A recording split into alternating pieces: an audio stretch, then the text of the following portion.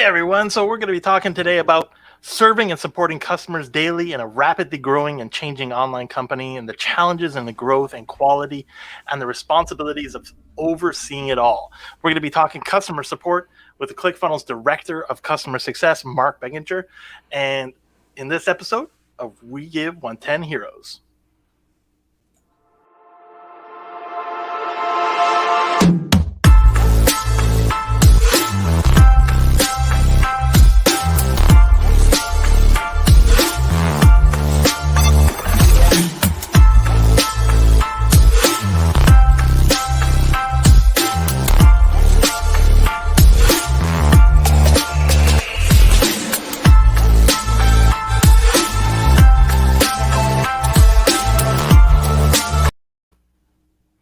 Hey everybody, it's Rob here with We Give 110. We're going to be bringing in Carrie and Mark right now, so we're just going to hop that over here.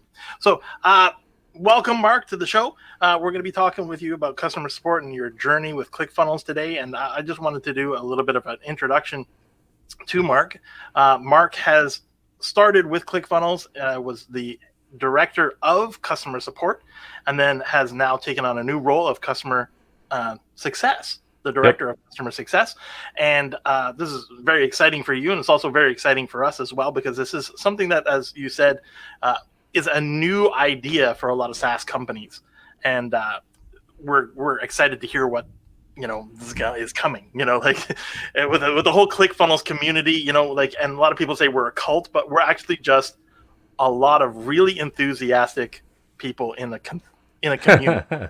Really, we are. We're really enthusiastic about marketing and sales and business online. And of course, when you bring in something new, people are going to be very excited about it. Yeah. And so we're going to get to talking about that a little bit later. So personally, I came into ClickFunnels. Mark was the Director of Support at that time. And he always showed culture and commitment to the culture and the community of ClickFunnels, and he really worked very hard to support that, and he really set a really good tone with that, especially for somebody who's only been with the company for a year, under a year at the time. Well, I've been with the company almost a year and almost 8-9 months. Wow, I've been time flies when you're actually having fun, and that's what tells you what kind of culture and community that Mark had built with customer support. And him leaving customer support and taking on this new role is going to be very exciting, and he left it in very good hands with Clayton, and we wish Clayton all the best with his new position as well, and all the individuals who've been shifted around. It's awesome. So Mark, why don't you tell us a little bit about what brought you to ClickFunnels? Like, what was your journey? Everyone has their own little journey and their own little story, and they're very interesting. So what was your journey that brought you to ClickFunnels?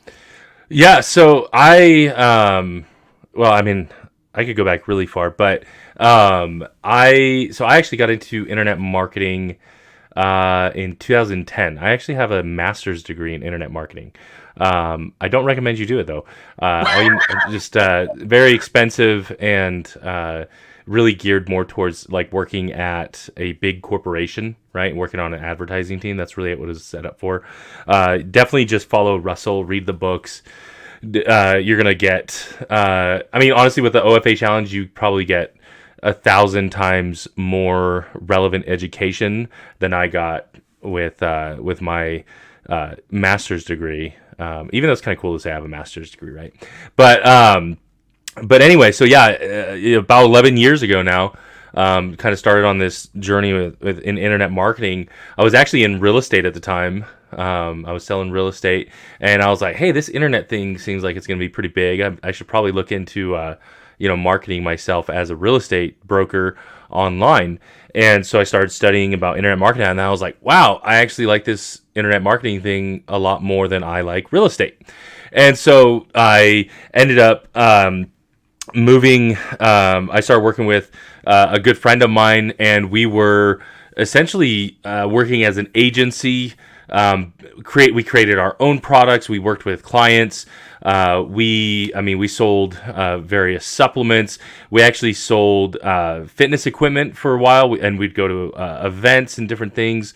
We actually had a huge client up in Canada, one of these like as seen on TV type stores. They had like 150, 200 stores in malls in Canada, and we supplied them with several products that they sold. If they wanted a trending product, they'd say, hey, can you get us this product? And we do that. And I was building out WordPress websites and different things. And so it was actually end of 2014. ClickFunnels had actually just launched. And I didn't realize how young ClickFunnels was as a company at that time. And and I was doing a lot. I was really I was the one kind of building out the websites and just running a lot of different things. And I came across people talking about sales funnels, and I was like, oh, what's the sales funnel thing? Because we were just doing like straight e-commerce at the time. And then I came across ClickFunnels, started using it, and on a personal level, I'd gotten, I had a bunch of debt, like credit card debt and stuff like that. And so, I was, working and trying to make money and using ClickFunnels. And ClickFunnels, I got an email because I had signed up and was using the ClickFunnels account. They said, hey, we're hiring for tech support. And I was like, you know what? Maybe I could do this like on the side, do the part-time just for a little bit to pay off some of my credit card debt. And so anyway, I interviewed with them and got hired. And it was really weird because like the interview, the guy, and this is like, beginning stages, right? So very young company, less than 20 people in the whole company at the time. And I interviewed and he goes, okay, cool. Yeah, we'd like to, bring you on. And I'll send you some info and you can get started. I was like, wait, like right now? So like I started like the interview ended and I like started like that same hour basically. So it was really weird. But anyway, I in the interview I said, look, I'm just doing this temporarily. Like it's not. I've got this whole thing, and I'm gonna be doing this. That's my career, and excuse me. And then after probably about 5 months was the first Funnel Hacking Live event in Las Vegas. And so I drove. It was I wasn't able to, because I joined after they had already secured all the rooms and things like that. And so I just drove myself. I bunked up with in somebody else's room and attended the event. And really was just like blown away at, that was my first time, working remotely. That was my first time interacting in person with some of these people, right? And was just blown away. And so I was just super excited. I drove back and I was just like, oh, this is awesome, And then I still wasn't, entirely sold on the idea of just working for ClickFunnels, but and then that was like June of 2015, and then August of 2015 was our first certified partner event. We used to have this certified partner program, and I came to Boise to help with that, to help provide support there at the event. And that was an entire week, and I got to interact, with Russell and with other members of the team who were there. And at the end of that week, Russell actually kind of sat us down in the event room. It was here in Boise. And he sat us down. It was like kind of this auditorium, and I remember we're sitting there at the bottom of this auditorium in the bottom seats there, and he's like, so what were your biggest takeaways? And I was like, I'm gonna go home and quit my job and work for ClickFunnels full time. Like, this is where I want to be. Like, this is it. And so I went back, and it was tough because I was working with one of my best friends at the time, and I said, this is, I just love this company. I want to be with, work with this company, and I'm just super excited about this. And so transitioned over, and I mean, I was actually working full time already for ClickFunnels. I was working 40 hours, so I was working like 80 hours a week, which was hard. But and then I just really full on start with ClickFunnels, and that's how I started. But from there, just identified areas that, hey, this needs to be done. Like we didn't have a ton of help docs. So I was like, well, I'm just going to create help docs then. and then just really just identifying areas where we can improve things or make things better, and just doing it. And so that's pretty much how it started.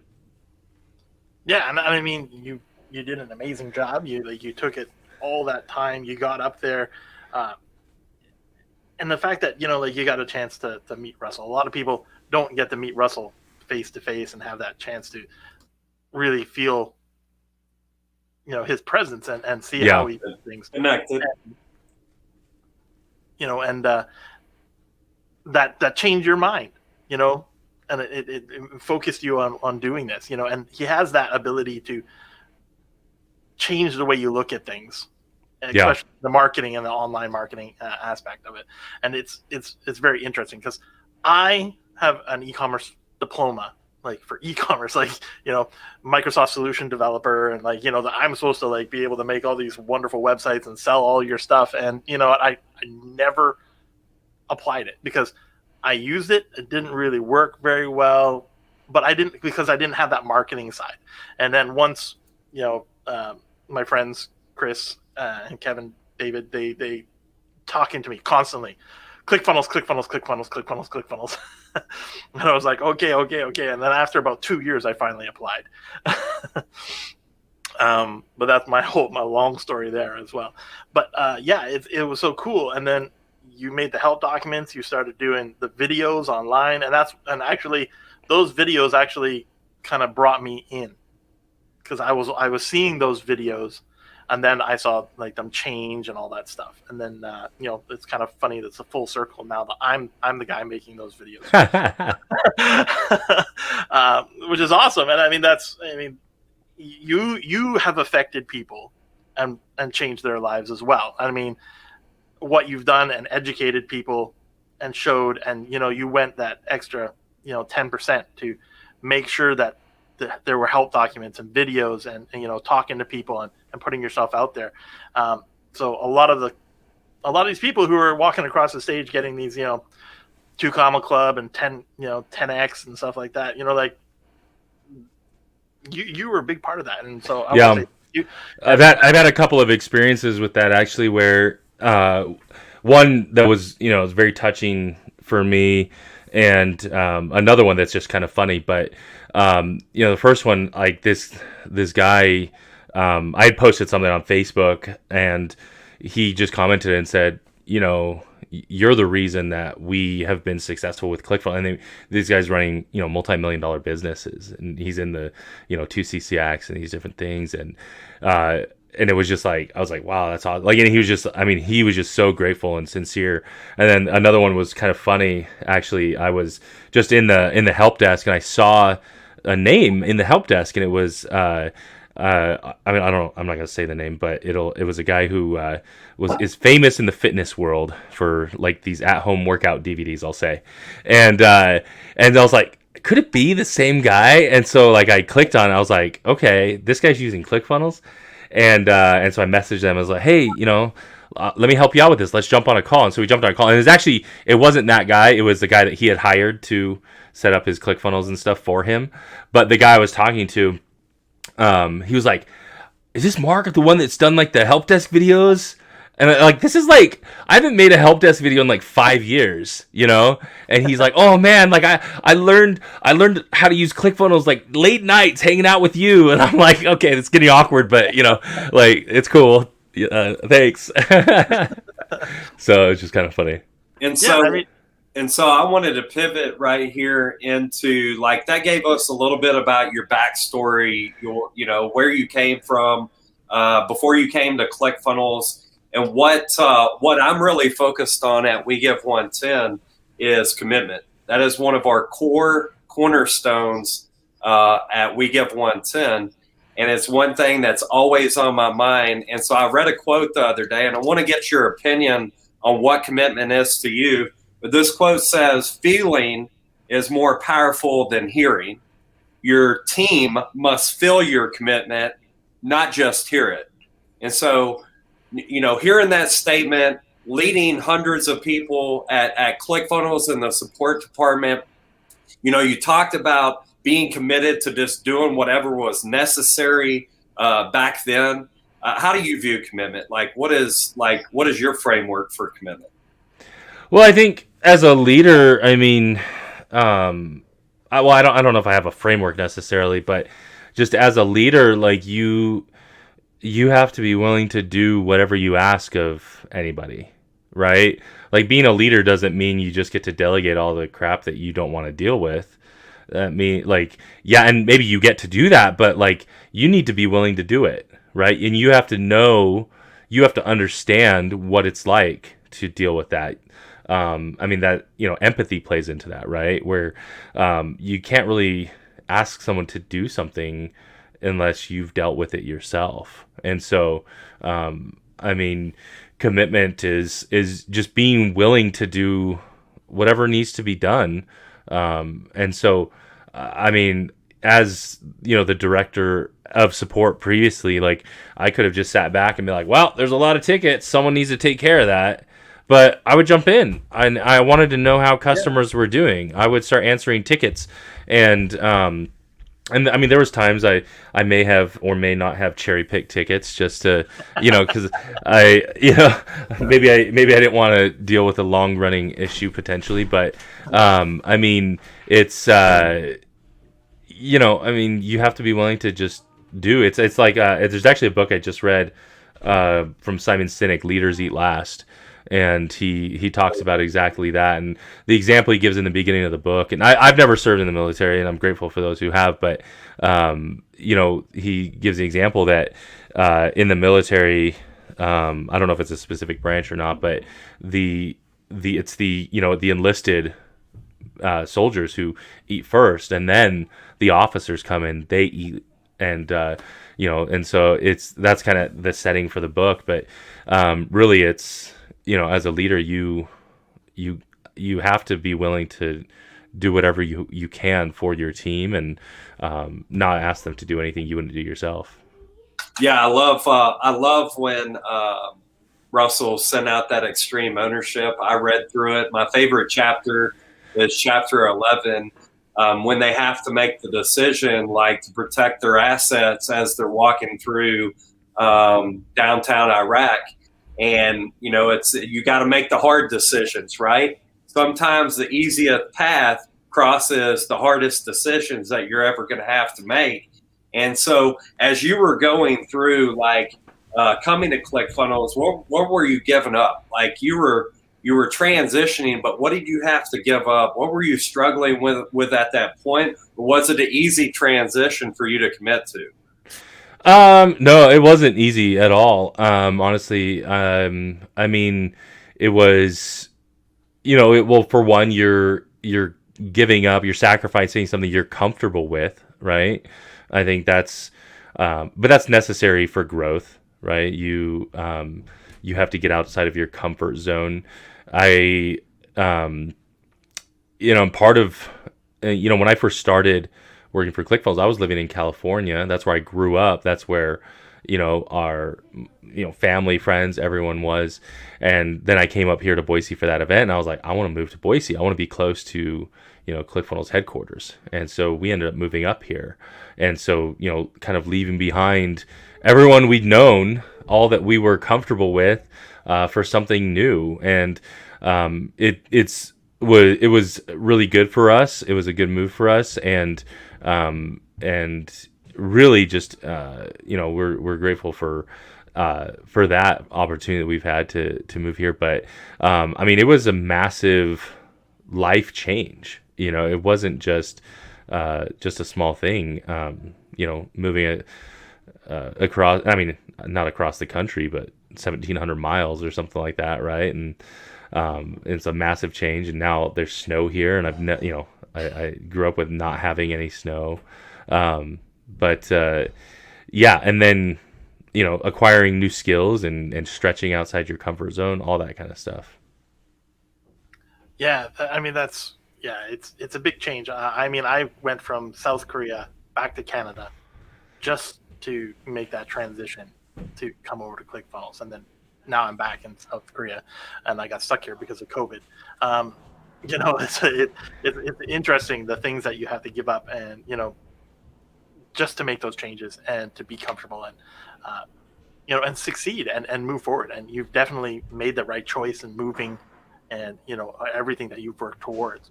So just want to shout out to everybody here. We got a couple of people that are online here. So if you're out there and it's cold outside, drop where you're from in the comments. And if you have any questions for Mark, please leave them in there as well. We'll get to those very soon, or just even say hi. Let us know what's going on. So we're here with Mark. One second, Rob. Yep. 1 second. For those that are on, stick around to the end. We have a secret that we're going to deliver for you. If you stick around, okay, we got something special for you. So stay around to the end. Right. And I just wanted to just give a shout out to those people down in Texas. I mean, Carrie's down in Texas, and there's a lot of people down in the southern states that are having a lot of problems. So if you feel inclined, you can visit redcross.org, or go to or call 1-800-RED-CROSS, or text the word Red Cross to 90999, and that'll automatically make a $10 donation. There's a lot of people down there that still don't have power, and they probably won't have power for a couple of days. So any of that money that could help get people down there all fixed up, that would be great. I know Carrie and I have been talking since he's been down there. I mean, he lives down there. And he's had power on and off all week. Family members have had no power. Boiling water. People out there. Or water, yeah, or water. And those are some of the big things that can cause problems. So if you're inclined, once again, that's redcross.org or 1-800-RED-CROSS, or you can text the word Red Cross to 90999, and that'll automatically make a $10 donation. So if you do that, thank you very much, because Carrie and I are all about community and giving back to the community. So if you can do that, that'd be great. So let's get back to Mark here. So Mark, you had just mentioned snow, and that's a big change. And now, were your kids? Did you move prior to having kids or after having kids? No, we had 3 kids when we moved here. They were 5, 8, and 10 years old when we moved here. Wow. So the experience of having a snow for Christmas is probably like. Oh yeah, they love it. They love the snow for the most part. So it doesn't normally snow all that much here in there is snow, right? But it's not like a Minnesota winter, right?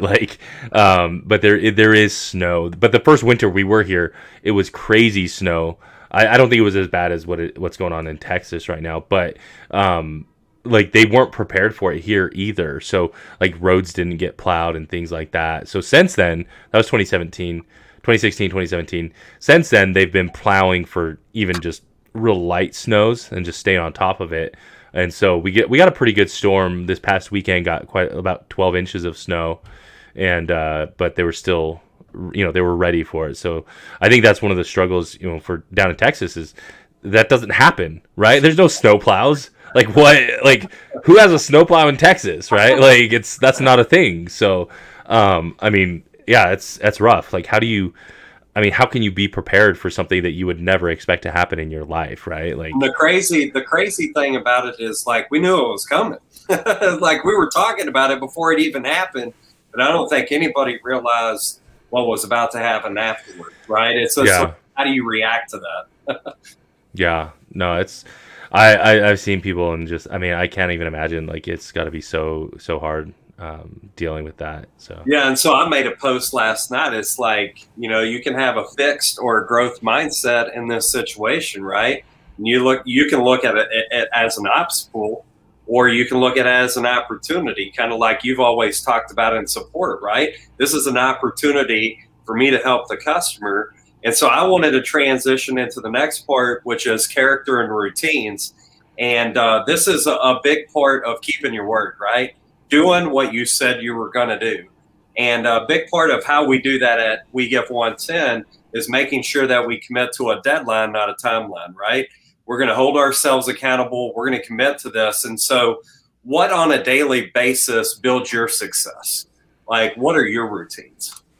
Yeah, so I probably about 2, 3, maybe, I'd say 2 years ago, I actually someone recommended the book The Miracle Morning by Hal Elrod.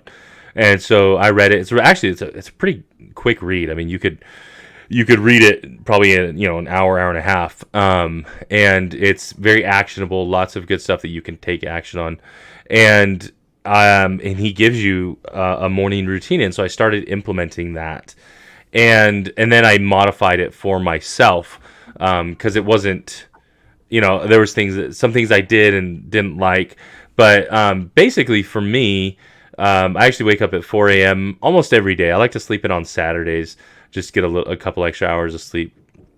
But pretty much every day, I'll wake up at 4 a.m. and then I do just kind of my own, prayer, meditation. I do scripture study. I write in my journal, and then I go to the gym, and then I'm back from the gym at my house by probably about 7:30 in the morning, and then just shower and get ready for the day and start working. But that's my just kind of regular routine that I like to do. And sometimes it's hard. Sometimes you're tired. But what I've found is that when I stick with that routine, like I don't know, it's just the word that comes to mind is just clarity. Like I have so much more clarity in my life, and just really knowing what next steps are for various things. Yeah, I have to agree with that as well. Like in the last couple of days, I've actually made some changes similar. I'm getting up earlier. Like, I used to literally get up like a few minutes before I needed to go to work and just run out the door and then, go where I had to. And then I transitioned to working online, and it was just like, okay, wake up, roll out of the bed, take a couple of steps, sit in the desk, and start working. But actually, the last couple of days, I've actually gotten up like 4 or 5 hours ahead of time, and it does. Once I hit work time, it's like I'm clear. Like I'm not thinking about all these other things. Yeah. Focus. And so a big part of that, like I went through. We were talking before we jumped on live, and a big part of that for me is that's what I lacked. Like I was talking to Mark about coming to ClickFunnels and going through the Wake Up Warrior Brotherhood and implementing morning routines and building power in the morning so that you could go out and produce, right? That's a big part of how you can take that meditation and turn it into a tangible asset, either in your effort or if you're running your own business, something that can turn into something financial for you, right? And so my next question for you is craftsmanship. Like this is another one of our cornerstones. It is something that I consider a skill set or mindset. So what is your number one skill set? I wanted to know that. And what is the number one mindset that you take into just your daily routine? So that's funny. I was actually having a conversation today about that. So I don't know if you know Mandy Keene. She's been working as a life coach for 20 plus years. She used to work with Tony Robbins' team, and she works very closely with the ClickFunnels team. And I was just talking with her, and I had done this Clifton Strengths assessment, right? And there's 34 strengths, and you go through, and I can't remember. It seems like there was like 800 questions. It probably wasn't that many. It's probably like 300. But you answer these questions, and then it tells you what your top strengths are, right? And I love personality tests because I feel like they give you so much insight into yourself, right? And you're like, oh, that's why I don't like people, right? Like that makes sense, but so I was kind of talking to her. I'd sent her my results from this assessment, and my number one strength is on the Clifton is called learner. That's what it is, and it's about learning. Like that's something that I love. I just love learning, and so it reflects in. I mean, really, just in like what I'm doing now in this new role, just learning all I can about customer success. And when I was, director of support, learning all I could about support, what everybody else in the industry is doing, reading as many books as I could, just consuming all of this information, right, to kind of solve a problem. And so, really, I would say that's my number one skill set is being able to learn, and I just love it. And even just when it comes to like my own like personal spirituality and reading, like studying my own like scripture study, right? Like I love learning everything I can. And then what was the second part of the question? The mindset. So Mindset. Yeah. So what I was gonna say about that was, I think it was also one of my strengths, and it's very similar to being a learner. But I'm actually pulling it up here. It's what is it? I can't remember now. But it basically has to do with like just being open-minded, and I think I'm sure I'm not like I'll say I'm open-minded, and I'm sure there's things that I can improve upon there, right? Like I'm not the most open-minded person necessarily, but I try to be open-minded. I try to, if there's some sort of argument going on, which there seems to be a lot of these days on social media, I try to be open-minded about what each person is saying. I'm like, well, that's a valid point. Well, they have a valid point too. Why are you fighting just because you want to, you want someone to, believe your opinion over their own just as valid opinion, Right.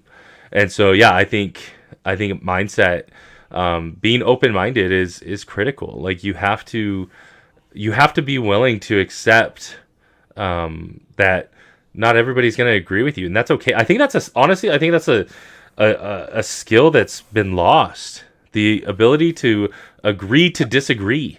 Like everyone has to be right. Like, oh, you don't agree with me? Well, I hate you, right? Like we can't be friends. It's like, no, just agree to disagree. Or the phrase I love that people need to use more is, I respectfully disagree. Like, yeah, exactly. Such a good phrase. And like nobody else, like, oh, well, aren't you a gentleman, right? Like, and so just being able to have an open mind and listen to other people without having to force your opinion down their throat.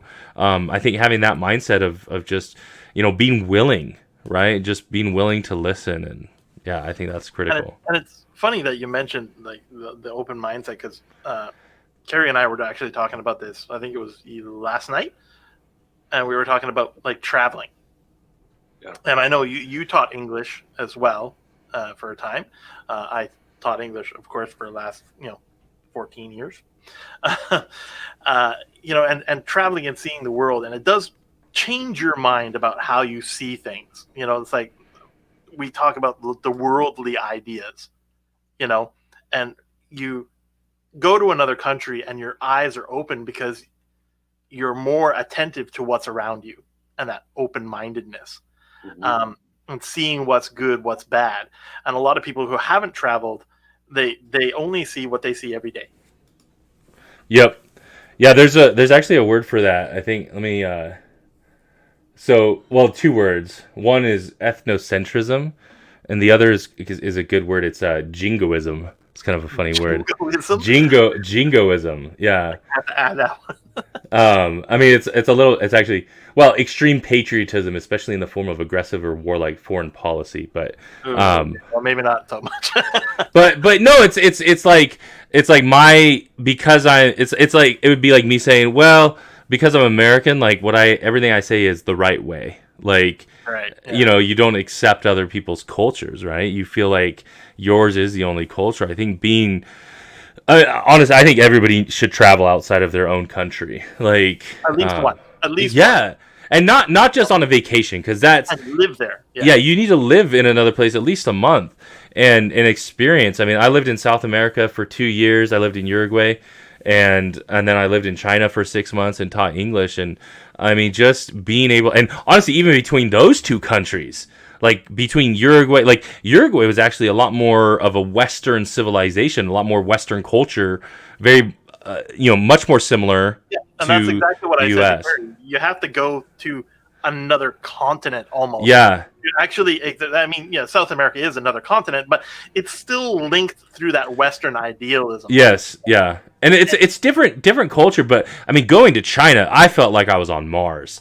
Like it was like, holy cow! Like what is going on? Like I just said something and offended that person, and I have no idea why. Right, and then they just did something extremely offensive, and it seems to be socially acceptable. Like I don't understand what's going on here. Right. So yeah. And then that open-mindedness comes back, and then you have a totally different idea. Oh yeah. I know that time that you spent in other countries and living there has probably changed the way you viewed the rest of your life now. Yeah, for sure. And so I hope to get Carrie over to Korea. And if you want to come visit, you're always welcome to come and visit. Show you what Korea's like. It's very different. I don't want to say it's like China because I'll get backlash on the internet. But yeah, it's a very different situation. Yeah, no, I mean, I'm sure it's completely different from China. Just as I mean, England is different from the U.S. Like, and well, I mean, Koreans don't speak Chinese. It's not even the same language. But I mean, you can't group. It's like, I mean, that's part of the problem, right? Is like, well, they're all Asian, right? Like, it must be the same thing. It's like, no, like, you don't understand. Like, that's not how it works. That's like, yeah. I mean, I'm not a show. I mean, you're Canadian, Rob. Like, and Canada is like, I went to Canada. I went to Toronto one time, and I was like, what is going on here? Like, I don't understand any of these signs. Like, everything's in like kilometers, and like, what is happening right now? Yeah, Canadians, we're designed to actually try to confuse everybody.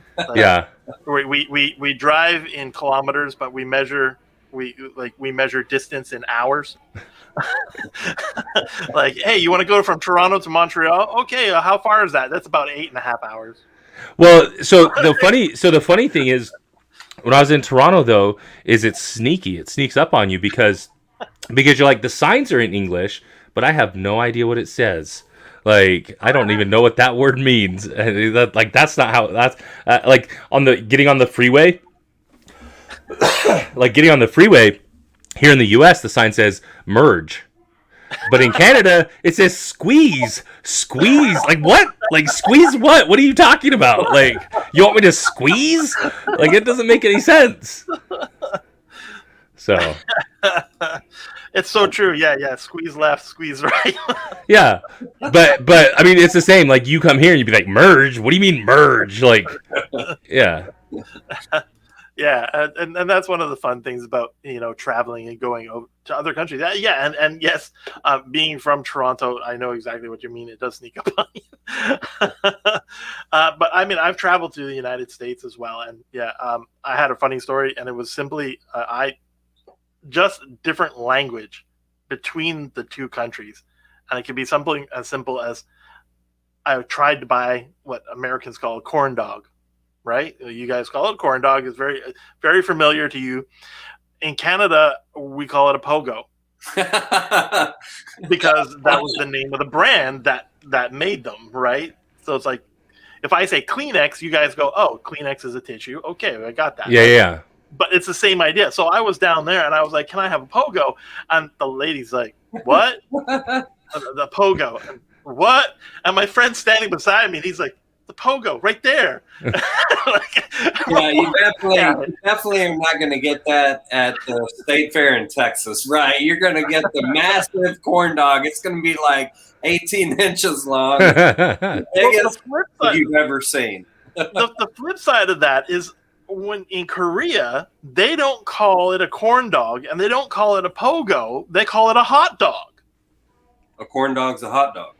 A corn dog is a hot dog. Oh, wow. And they put they when you get here, you'll see it's absolutely crazy. They put like French fries and everything. They're monsters. But just the simple changes in language can make it so interesting, and that's what I love. And that open-mindedness about communicating. And I have to always tell like my Asian friends, it's okay when you go to the United States not speak perfect English, because we're used to having immigrants and stuff there, so we don't always expect everybody to have the best language. Well, honestly, like my English is, I mean, probably pretty terrible anyway. So You're pretty good. You're pretty good. Yeah. So, and you know how it relates to me in QA. You know, on my daily basis, like I'm tasked at looking into how we're serving our customers, right? And one of the big things for me is making sure that we're trying to shift that sentiment, that we're trying to serve that customer, that we're trying to also like communicate with them well, right? To make sure that we're not offending them, that we're moving them towards a positive outcome. But I wanted to transition into the next portion, which is community and connection. These are the things that we really believe in, kind of encompass it all. You start with commitment, you build your character, you build your craft, you build your community, and ultimately you're trying to receive that connection in yourself by going to the gym, by meditating, by building your skill sets and mindsets to grow your craft. And ultimately, you need to be able to express that, right, with a community that is like-minded. And so, you know, when you were going along that journey, what's one thing that you would have given advice on to somebody that might be on a similar path? Like I was shutting down my business and running towards ClickFunnels also. What is one piece of advice that you could give to this community, people that know ClickFunnels and people that don't, that could give them like clarity, right? That's a really good question. I think one of the things that I have seen, and this may not necessarily tie in specifically with my own experience, and I'm sure it has at some point, but I think that, you know, we all go through tough times at some point, you know. I mean, before I even got into internet marketing, me and my family went through some tough times. I was out of work, and, you know, ended up on food stamps for a few months.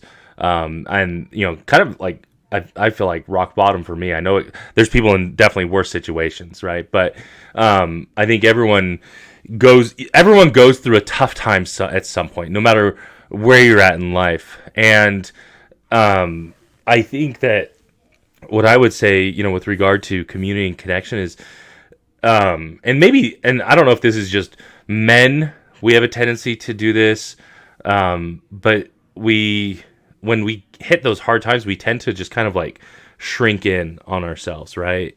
And get really quiet and not vocalize what we're going, because we're like, I'm the man, I'm the provider, like, you know, I'm like, I have to be strong, right? And it's hard for us to admit when we're wrong. It's hard for us to admit when we failed, right?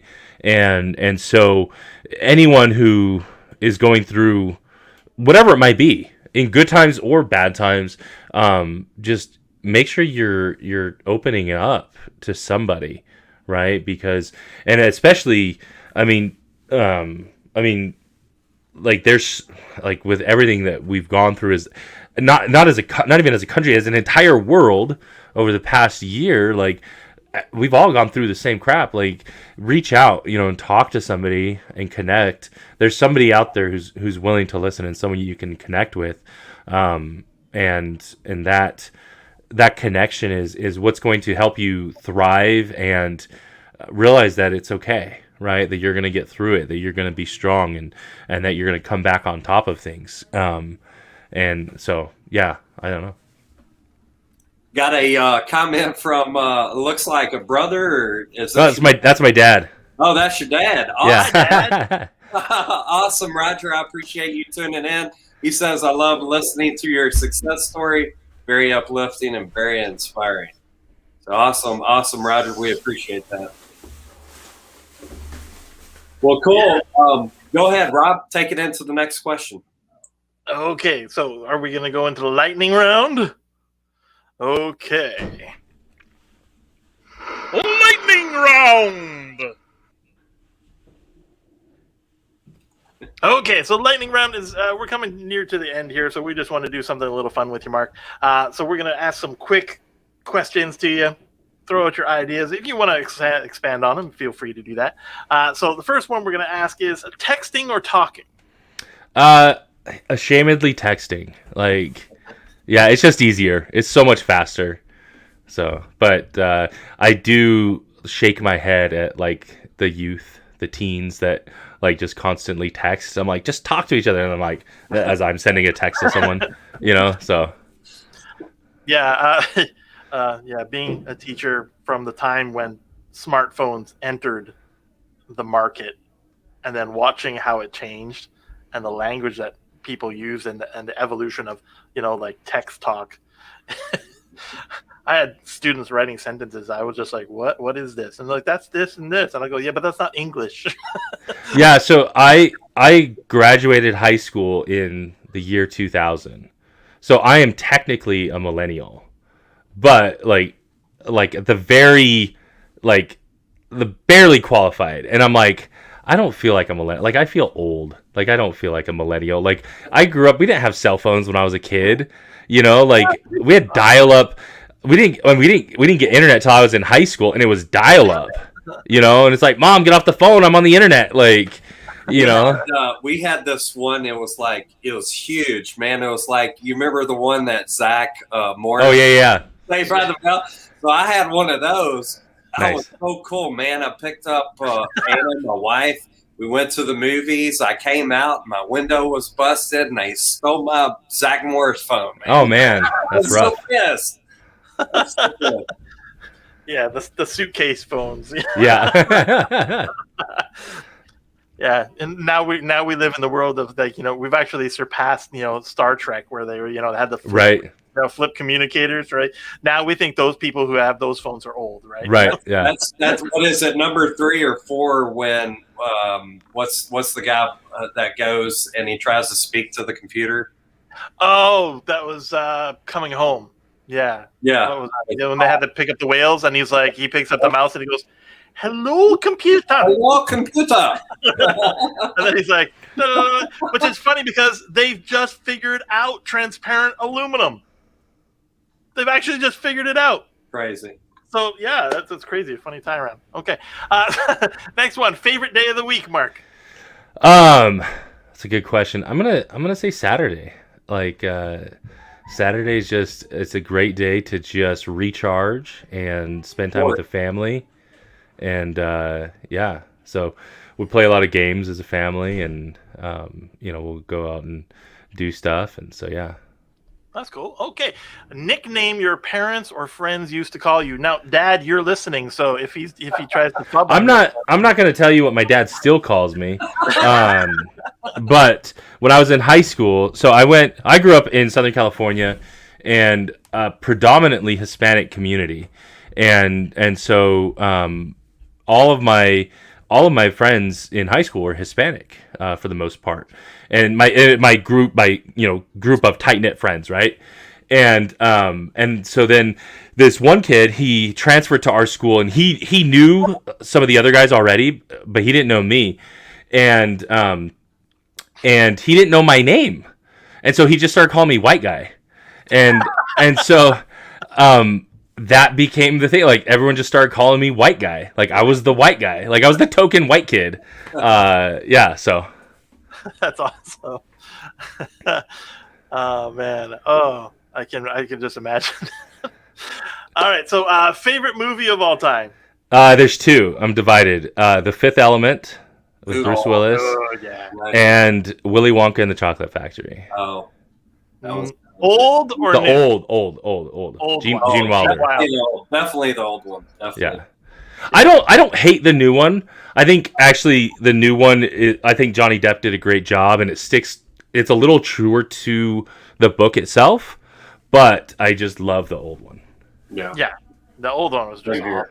Oh, and if I could say one more, A Beautiful Life. It's an Italian movie that's good just absolutely incredible.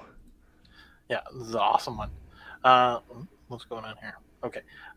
So the next one is cats or dogs? I'm gonna have to say dogs. I'm pretty sure I'm allergic to cats. We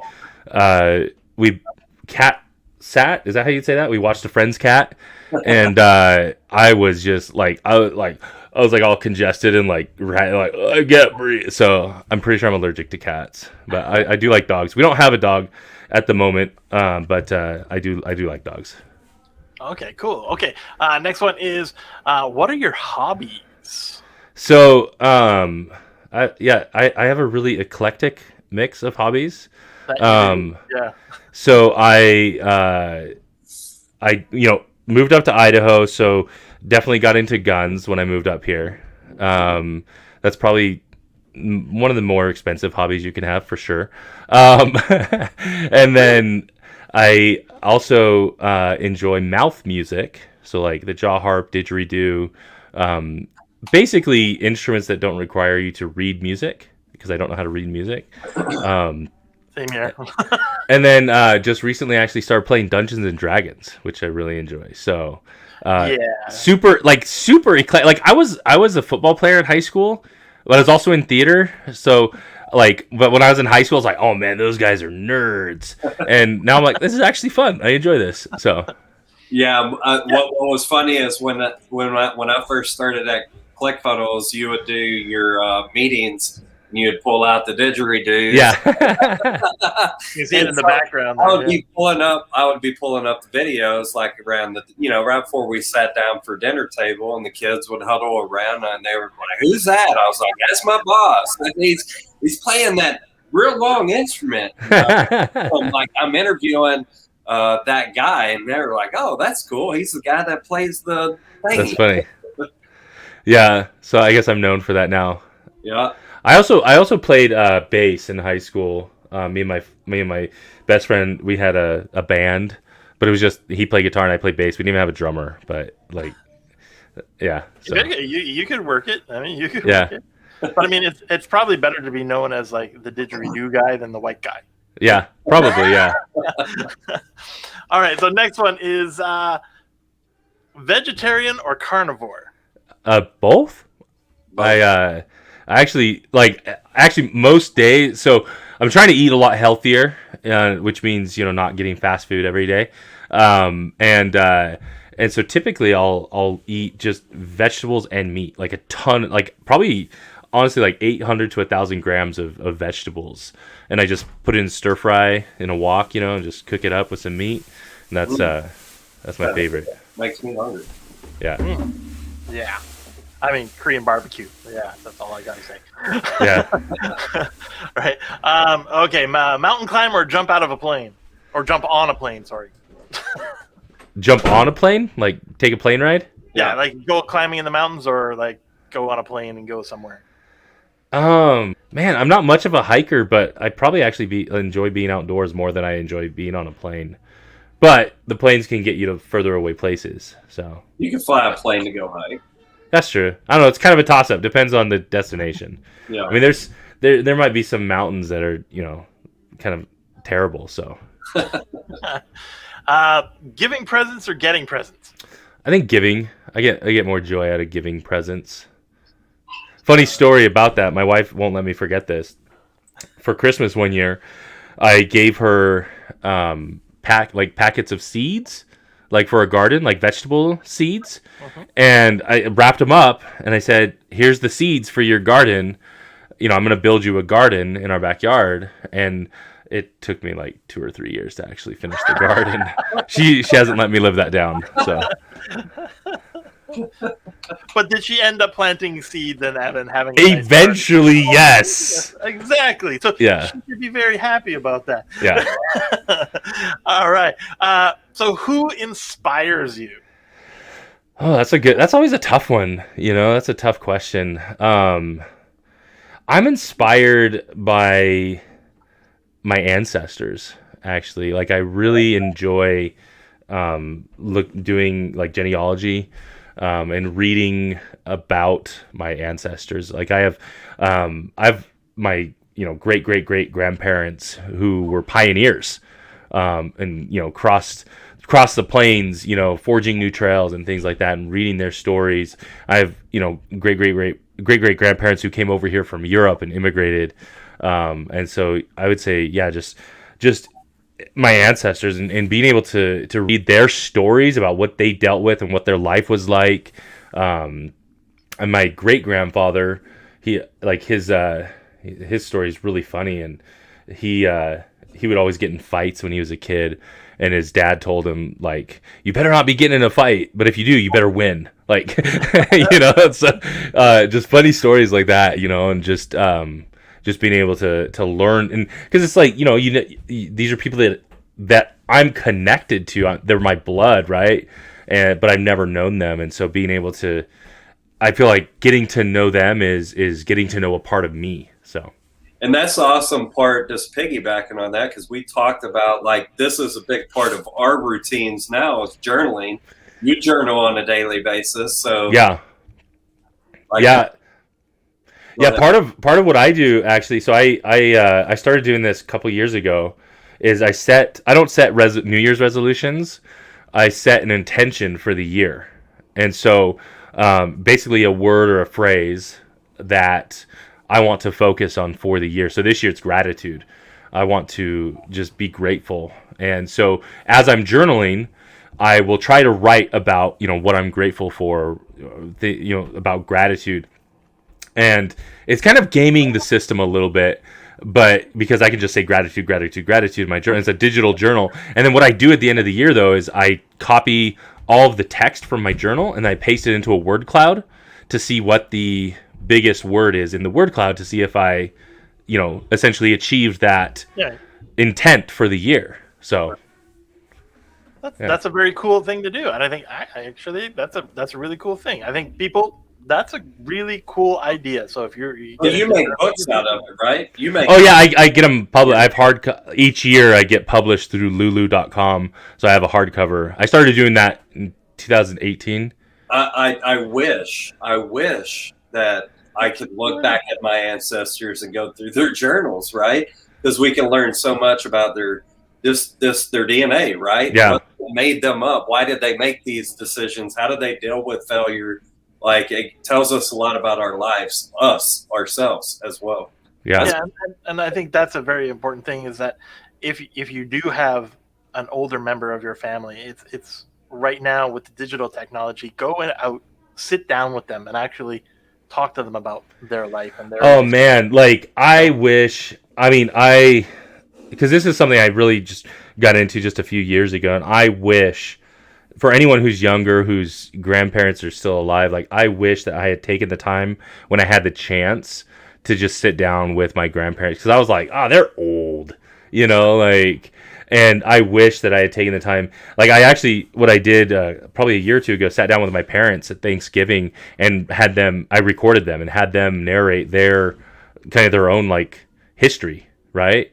Like, growing up, what it was like. I had, like, questions and prompts and stuff like that, and I recorded it. And then what I did is I had that transcribed, and my daughter went in and she actually, like, edited it, because when you transcribe something, it always gets, like, the ums and uhs and all, some of the words aren't right. So she went through and edited it, and then I published it as a hardcover book and sent it to them as their own little history. So that's really cool. Yeah.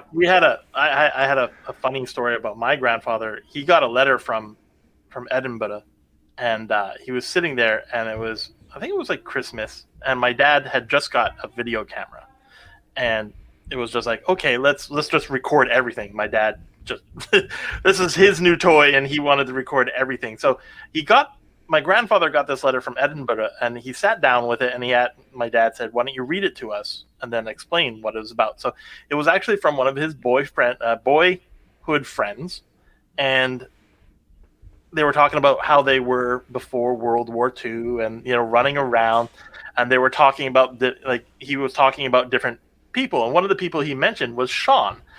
Now, Sean, they said, Sean was such a little brat, and he was always following us around. And my dad says, well, who's Sean? To this, my grandfather smiled, and he goes, maybe you know him as James Bond. And it was Sean Connery. That's funny. Right? And because they grew up in the same town. Wow. Yeah, so it was just kind of funny, because, like, I would never known that. You know, like, wow, like my grandfather was like friends with Sean Connery. That's like, crazy.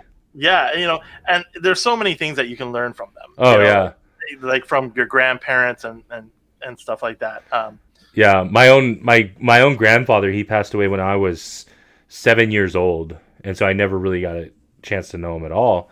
But his youngest brother is still alive. He's the only one in his, of my grandfather's siblings that's still alive, and I think he's probably pushing 90 or so at this point. Yeah. But a couple years ago, he lives down in Utah, and we were down there visiting. We stopped by, and I was just able to sit down with him for like 2 hours, and he was just telling me stories about my grandpa when he was a kid, and just different things. It was awesome. Like, it's just so cool to hear those stories. Got to take time. I love it. We go down every year down to the Guadalupe. My wife's family, the Mosties, like, they have such an ingrained culture. There's hundreds of people at the reunion, and it's interesting. Like, my whole time I spend like going around talking to all of like the older people, right? The 70s and ups. Because I want to know the history about what makes up this family, right? Yeah. Know how we work through hard times. And if you go back to our family, you can see that. You can see the struggle, the obstacles, but you can also see like the perseverance as well. So last question, I'm going to interrupt because Rob always gets to say this. And I think because he says it, people feel sorry for him. So last question we're going to leave you with is, who's got better hair, Rob or me? Well, I mean, you put me on the spot, you guys. Like, that's a tough. I gotta say, Carrie though. I mean, like, you got the beard going. Like, yeah. Like, I'll win this round, buddy. 3-1. Yeah. 3-1. Like I said, I think they're feeling sorry. I'm still winning. But Rob, go ahead and wrap us up, man. Yeah. So, Mark, I appreciate it. And then Rob will close us out. I just wanted to say thank you. We appreciated this opportunity to interview you. Number one, because we see in you what we're trying to teach to our community, the 5 cornerstones, committing to our character, committing to our craft, committing to our community, ultimately to seek that connection that we're all wanting. And we think you embody that. And so we appreciate you showing up today, man. Yeah, thanks for having me. Yeah, I couldn't have put it any better than Carrie just there. Thank you very much. And, like, now that, we're talking, we actually get to play D&D together. So, so we have a good time there. And yeah, I want to thank you for coming out. It's really important for us, especially as being part of the same company, and seeing someone like yourself come in and help us out, and by sharing your story with everyone. So thank you very much. Now, for all those people that are out there, we have a gift. We're gonna send you a copy of our new journal. Sweet. That we just put out there. This is version 1.2. Ooh.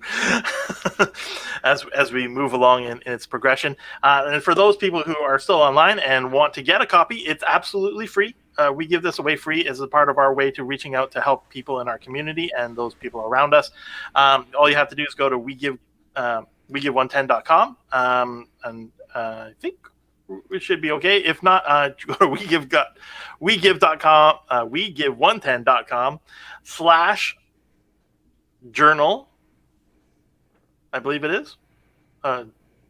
Yeah, we just made the page, so just give us a second there. I'll give them the exact link, but I'll make sure that it's in. So we give 110 journals, I believe, and you'll be able to get that. It's 131 pages. It's not some small little document. This is actually going to help you with whatever you're going to be doing over the next 30 days. If you have a problem getting that link, please reach out to us. You can hit us up on our Facebook page at We Give 110, and also on Instagram at We Give 110. So if you're looking for anything that has to do with giving 110, where to find us. So, Mark, thank you once again. Thank you very much for coming out, and we hope that everybody stays safe. Once again, I'm just going to throw out that number for Red Cross for the people down in Texas. if you feel inclined to help, you can go to redcross.org, or you can go to 1-800-RED CROSS and you can donate there. And if you want to text Red Cross to 90999, that'll be automatically give a $10 donation to those individuals in Texas that could really use it right now. So thank you very much. We had a couple of comments. Let's see what we got there. Oh, that's just Carrie spamming people. So thank you very much, and we're going to end the broadcast there, and we'll talk to Mark a little bit more. So we thank everybody, and have a good night. All right, thanks, guys. Everybody tuning on. There's a bunch of people. Like, it looks like we were going 6, 7, 8 strong. So we really